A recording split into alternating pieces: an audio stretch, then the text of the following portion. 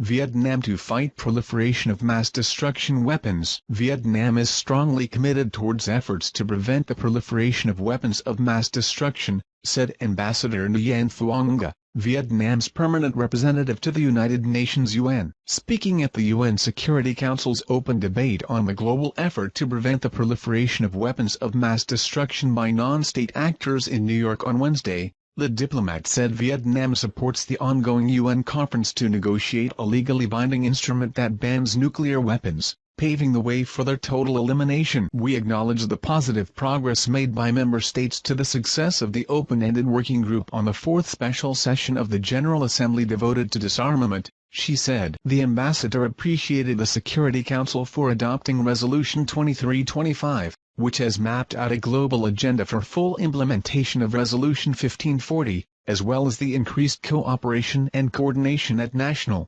regional and international levels in global non-proliferation endeavors between the UN and other stakeholders. However, she said, non-proliferation efforts should not hinder the legitimate rights of states to acquire, produce and use chemical, biological, radiological and nuclear-related materials, equipment and technology for peaceful purposes. Nga underlined the importance of avoiding placing undue burden on states in these efforts, and suggested that states, especially developing countries, should get help to develop effective strategies for countering new types of crime. In his opening remarks, UN Deputy Secretary-General Amina Mohammed said the UN prioritizes coordinating joint efforts to cope with the proliferation of weapons of mass destruction by non-state actors, and called on countries to fully implement the Security Council's Resolutions 2325 and 1540. Mohammed said the Security Council is willing to support and provide technical assistance to member nations to improve their national capacity for import-export control of certain weapons and materials,